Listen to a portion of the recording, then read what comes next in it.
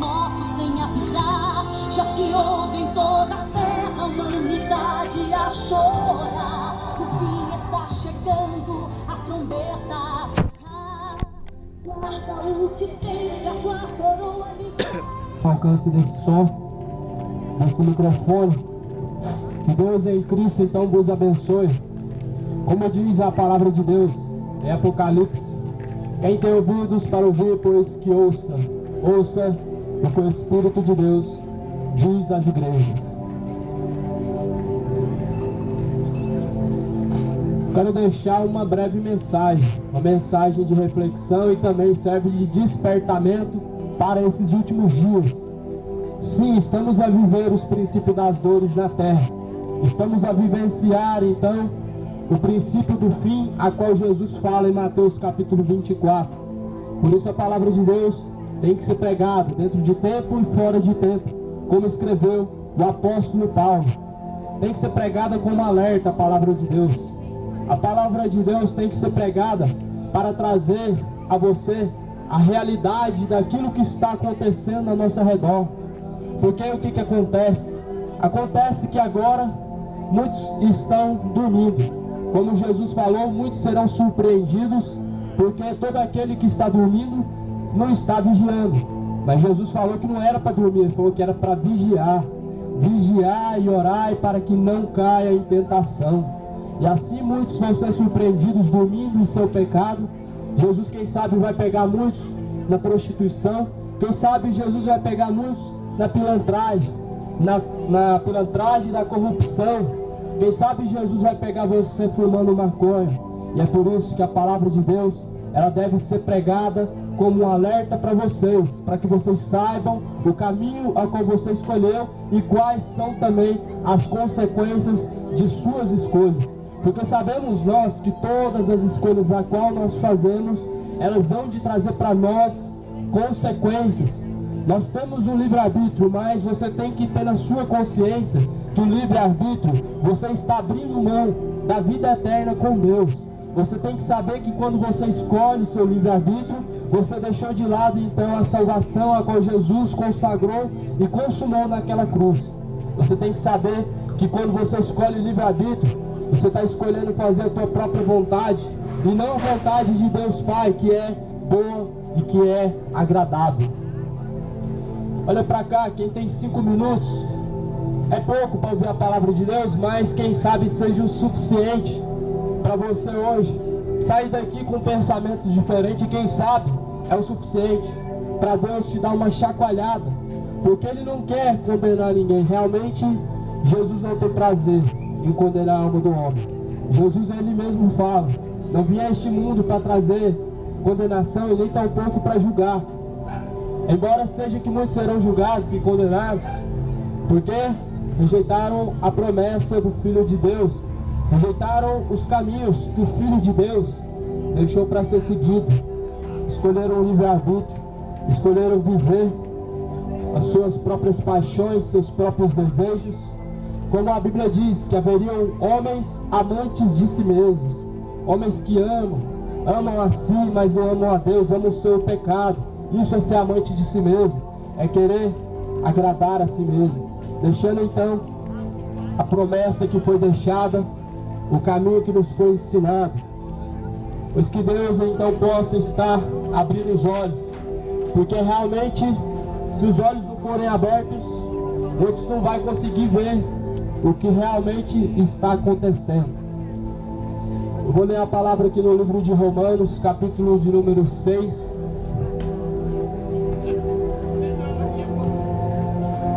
Romanos capítulo 6.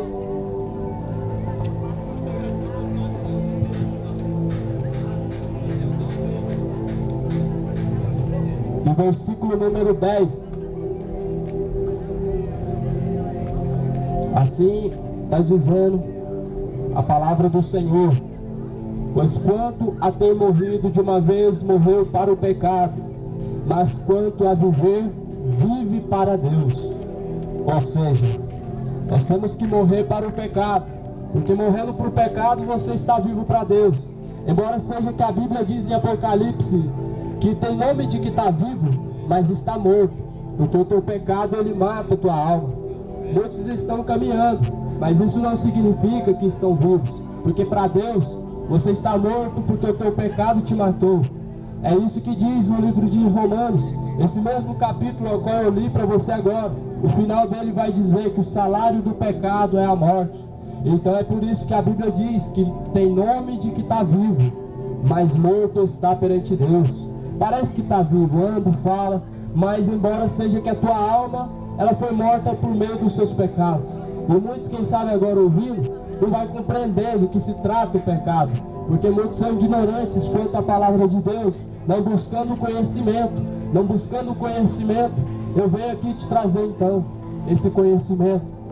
Embora seja que também a realidade agora é que muitos não se preocupam com a vontade de Deus, não querem se preocupar realmente em consertar os teus caminhos com Deus, só querem ser salvos, simplesmente querem acreditar que vão morrer e vai ficar tudo em paz, querem acreditar que depois da morte vai ficar tudo em paz. Mas eu tenho que te dizer a realidade: se morrer no pecado não fica em paz, porque vai ter a alma sendo atormentada de eternidade a eternidade. Se morrer no pecado não tem como dizer descansa em paz, porque é hipocrisia dizer para o bandido que morreu matando, tirando vidas, descansa em paz, porque ele não se arrependeu daquele sangue que ele derramou, ele não se arrependeu. Mas a partir do momento que ele se arrepende em vida, Jesus perdoa ele, purifica ele. E se ele quer se tornar uma nova criatura, através da palavra ele se torna. Mas hoje, a realidade que estamos vendo é que todo mundo está morrendo e todo mundo está descansando em paz. Morre o artista famoso, está descansando em paz. O macumbeiro que matou muitas pessoas, descansa em paz. Descansa em paz o funkeiro. Todo mundo, essa é a mentira que estão contando para você. E você acredita que está tudo realmente tranquilo, que vai morrer e vai descansar em paz e vai ter uma vida com Deus. Mas não, é muito mais além do que isso. Para descansar com Deus, você tem que consertar os seus caminhos perante os homens aqui na terra e perante Deus, o Todo-Poderoso. Porque se você não se despertar e não consertar os teus caminhos vão te levar para o inferno. Isso mesmo que você está ouvindo. Os teus caminhos podem te levar para o inferno conforme sim as tuas escolhas que você fazer. Conforme o prazer que você escolheu, esse prazer ele te trará a morte. Em Gálatas capítulo 5, vai dizer para nós quais são as obras do pecado, quais são as obras pecaminosas. E nós não devemos ser ignorantes quanto à palavra de Deus. Quanto à palavra de Deus, nós devemos buscar conhecimento, porque aqui está em minhas mãos o manual de instrução para herdar a vida eterna. Quando você compra o seu carro, no porta-luva vem um manual de instrução para você usar ele quando você compra o seu veículo. O ser humano, ele nasce com um manual de instrução chamado a Bíblia Sagrada. E é por isso que muitos vão para o inferno, porque não fazem questão de abrir esse manual chamado a Bíblia Sagrada para conhecer quais são os caminhos que vão te levar à vida eterna e quais são os caminhos que agradam a Deus. Querem fazer seus próprios caminhos, querem usar e abusar daquilo que o mundo tem a te oferecer e desfrutam do pecado até chegar ao ponto em que o pecado agora ele cobra o seu salário, como diz a palavra de Deus em Romanos 6, que o salário do pecado é a morte. Isso só pode ser revertido quando você se arrepende, porque enquanto você vive em pecado, você está colhendo morte, você está dando passos que estão levando você para um abismo, e no último dia você vai ver que realmente seus caminhos foram totalmente contrários à vontade de Deus, e que esses caminhos realmente mataram tua alma. Então, Gálatas capítulo 5 está dizendo: porque as obras da carne são manifestas, as quais são prostituição, impureza, lascívia, idolatria, feitiçarias, inimizades, rixas é o que? Confusões, emulações, ciúmes, iras, pelejas, dissensões, heresias, invejas, homicídios, bebedices e glutonarias, E olha o que a palavra de Deus está a dizer: os que cometem coisas semelhantes a estas, acerca das quais então eu vos declaro, como já antes vos disse, que os que cometem tais coisas não herdarão o reino de Deus. Então é bem clara a palavra de Deus. Nós temos que arrepender dos pecados, porque o pecado ele mata-se o homem. O pecado ele separa o homem de Deus. A Bíblia chega ao ponto de dizer que quando você e eu pecamos, uma barreira é erguida diante de nós e diante de Deus Todo-Poderoso. E essa barreira sim, ela nos impede de ter um contato com Deus, porque Deus ele é santo e ele é poderoso. E Deus sendo santo, não tem como nós chegarmos perante a face dele, todo mundo imundos e manchados pelo pecado. É necessário antes o arrependimento, é necessário antes passar por uma limpeza, pelo sangue de Jesus Cristo, que lava todo o pecado. Ao ponto de Apocalipse capítulo 22 dizer: bem-aventurados aqueles que lavam as tuas vestiduras do sangue do Cordeiro, para que tenham direito à árvore da vida e possam entrar pelo portão de entrada. Então necessário é o homem se arrepender, lavar as tuas vestes. O que significa lavar as vestes? As vestes é a sua vida com Deus. Quando Deus ele olha para o homem, ele olha vestes brancas, quando o homem faz a vontade de Deus, porque Deus deu uma veste para a sua noiva, vestes brancas. Embora seja que cada vez que o homem peca, essa veste ela é manchada pelo sangue de Jesus. Então você sendo manchado pelo sangue de Jesus, você se torna culpado pelo sangue dele que foi derramado. Então é necessário lavar as tuas vestes, porque as tuas vestes elas estão sujas por conta do pecado. Por conta do pecado está manchando não só a veste, mas também o corpo. O corpo era para ser então a morada de Deus. Embora seja que Deus já não está mais encontrando morada no corpo dos homens, porque ele encontra agora só pecado dentro do corpo humano. Então Deus não consegue então dividir o coração do homem em meio a bebedice, a cachaça, carnaval, prostituição. Porque Deus ele é santo e ele não vai habitar de forma alguma em meio a imundície, em meio a pecado. Em meio ao pecado Deus não consegue habitar, porque a Bíblia chega a dizer que Deus ele sente o cheiro do pecado do homem, ao ponto de um cheiro de podridão exalar diante das narinas de Deus, e Deus ele querer vomitar o homem para fora. A Bíblia diz no livro de Apocalipse que Deus ele conhece as tuas obras. Ele sabe que você não é frio nem quente, ele sabe que você é morno. Antes fora que você então fosse frio, ou então morno, ou servisse a Deus que é quente, ou então servisse ao diabo que é frio. Mas ele diz que como você é morno, não é nem frio nem quente, não serve nem ao diabo nem a Deus, ele tem vontade de vos vomitar para fora, porque estão em cima do muro. Não decidem se vão ficar de dentro do muro servindo a Deus, ou não decidem se ficam do lado de fora servindo ao diabo. Querem ficar em cima do muro e estão se tornando mornos, ao ponto de Deus querer os vomitar para fora. É muito sério isso que está sendo pregado para vocês hoje. É muito sério, realmente, a decisão a qual nós temos em nossa mão. Nós temos a decisão de herdar o reino de Deus ou não. É a escolha do homem que leva o homem a ser salvo ou a ser condenado. Porque conforme as tuas escolhas, ela vai fazer você escolher um caminho. Lembrando que tem dois caminhos a serem escolhidos. Lembrando que ou você escolhe a Deus, ou você escolhe este mundo. Lembrando também que este mundo, ele tem um reino. E o reino deste mundo é o reino das trevas, governado por Satanás e seus demônios. Aonde nós vemos aí mortes e mais mortes. Porque o pecado ele traz isso, ele traz morte.